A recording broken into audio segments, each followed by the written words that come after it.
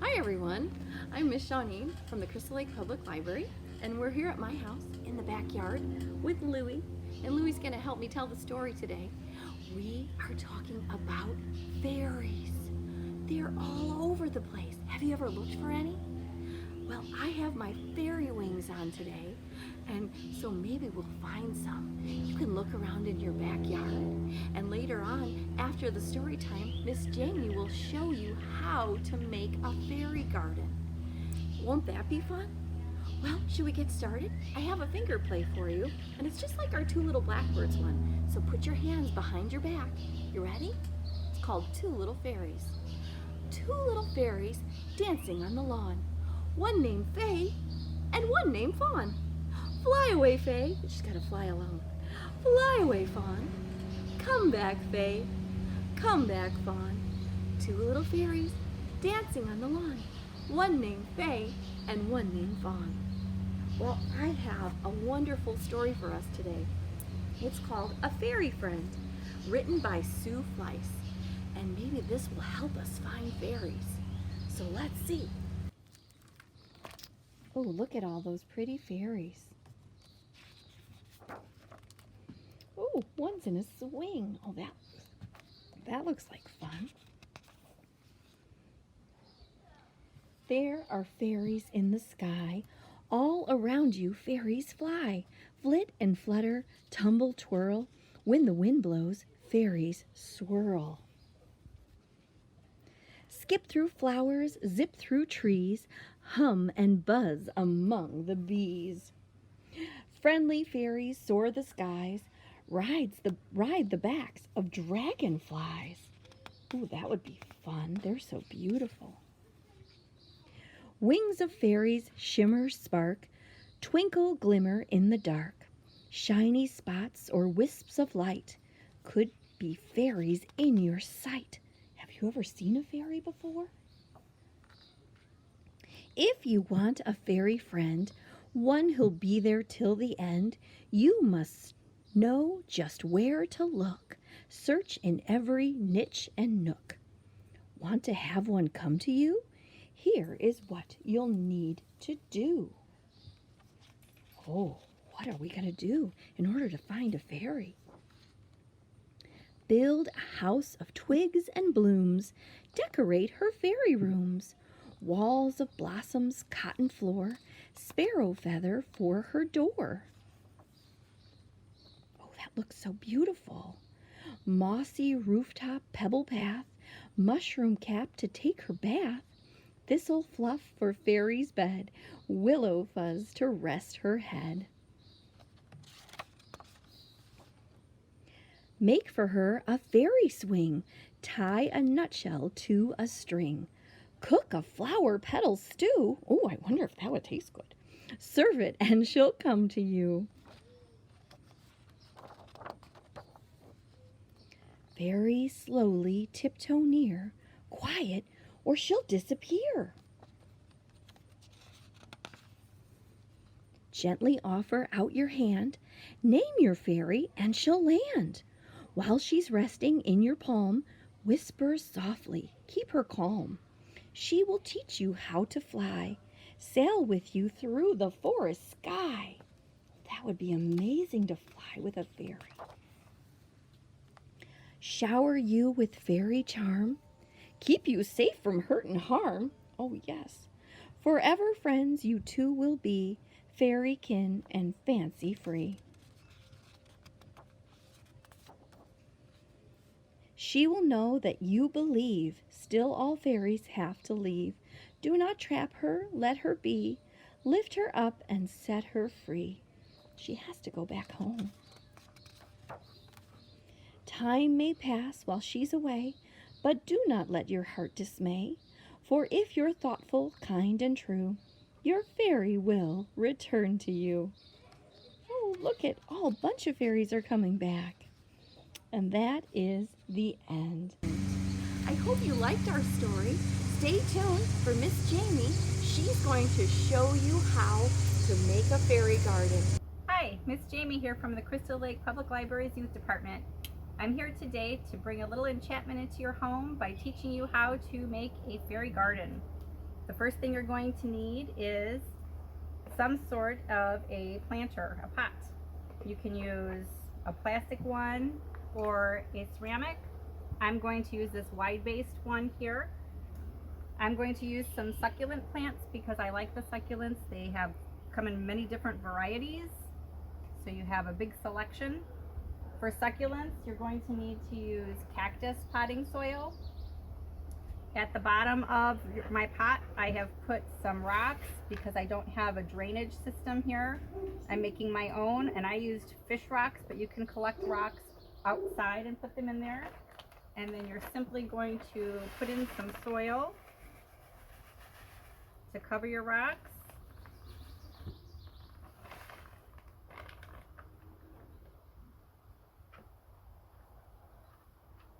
Kind of give it a base.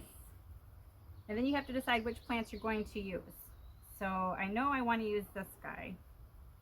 And before you commit to anything, you're going to want to put some around, play with your arrangement a little bit. I don't know if I want that there.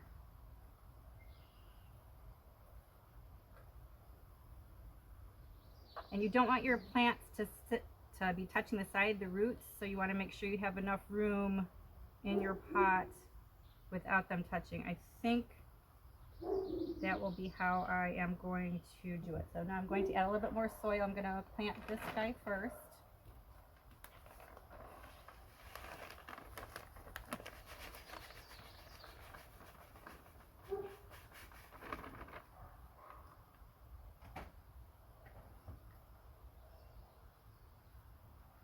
I'm going to make a hole for him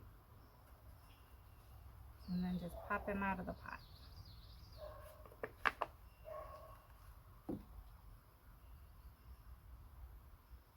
And he's not touching the sides, and then I'm just going to kind of build up some soil around him.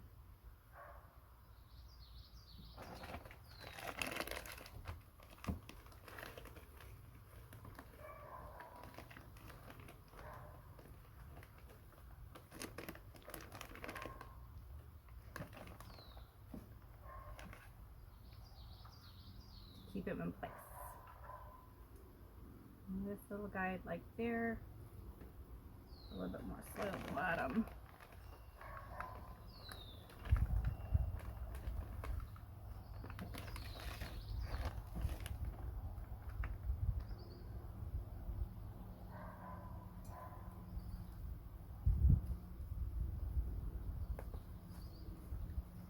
Pull him out.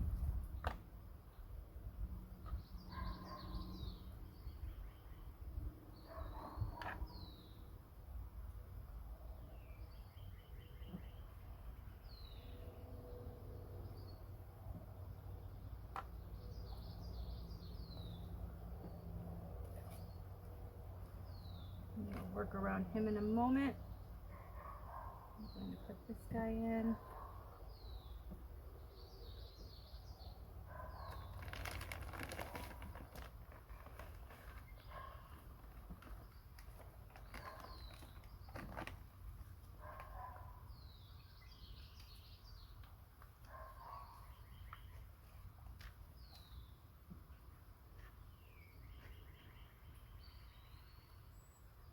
Here.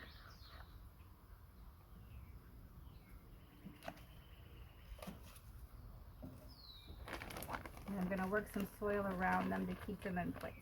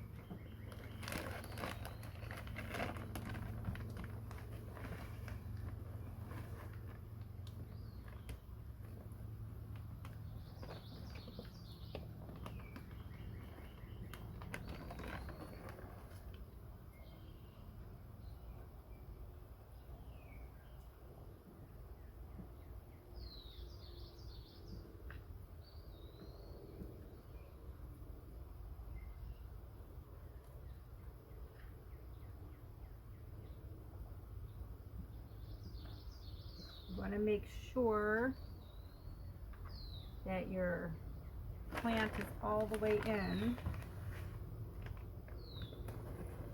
so there's no roots up on top.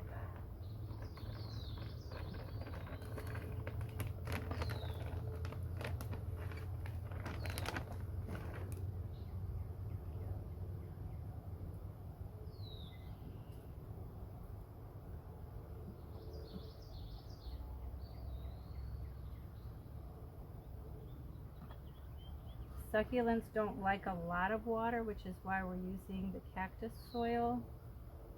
They like a rather dry environment, which is good for me because very often I forget to water my plants.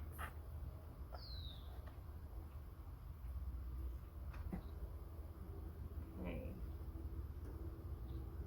After you get your plants in where you want them, then we can start to add some fun things into our garden. I have made some different things over here. I've made a little house and I was really hoping to fit this guy in here. So he is made out of an empty cottage cheese container, and then I got some sticks from outside and just broke them down. I painted the container black and then glued, using tacky glue, the sticks around. I had a little bag of Spanish moss and stuck some on top for the roof. And then I used some popsicle sticks, some miniature popsicle sticks for a door and a little button that I put on the door. So I'd like, I think, to put him right there. It looks like it's back in the trees then. And then I made a little bench out of popsicle sticks, painted it all white, and then put it together. Stick that right there. Another thing that you can use is some rocks that you found outside, or you can use some crafting rocks. It's all up to how you're going to want to put your garden together. And then some other whimsical things that you can use is I found this little unicorn. And to me, fairies and unicorns kind of go together, so I'm going to sit him there. And then I have a little fairy. We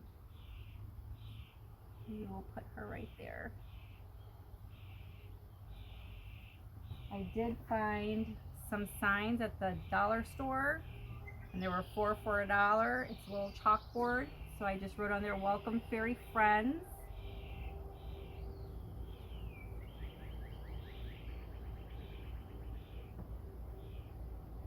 If you wanted to add some grass to your garden, you can get some moss and add some moss in.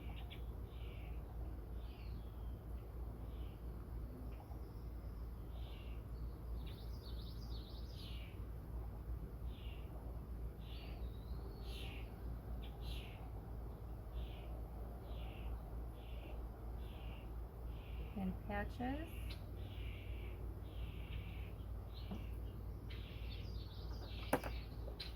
And I'm going to use some of my stones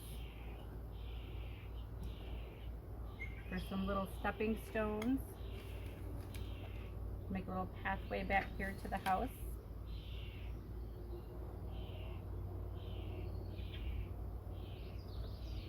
So a simple way how to make a fairy garden. Some other things that you can use for either inside or outside is an empty cheer container top. Makes a really great table. You can make little stools by using caps from either milk cartons, or this is from cranberry juice, and then I just broke down some popsicle sticks and made a little stool.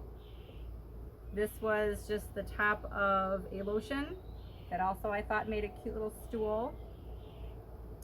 I made a little vase of flowers by using pretend flowers and then an empty spice top and put Play-Doh in there for a little centerpiece. For your houses, you can do popsicle sticks. This is just an empty frosting container. This one was the cottage cheese container. This is a sour cream container. Oh, I forgot. My children made a mushroom a long time ago, so I was going to try to fit him in there, but I don't know. I'll have to look and see if I can rearrange it maybe to get that in there. So there's different things that you can use for your fairy garden. There's some books here from the library that you can check out for some other ideas, and I hope to have inspired you to make a fairy garden. Thanks.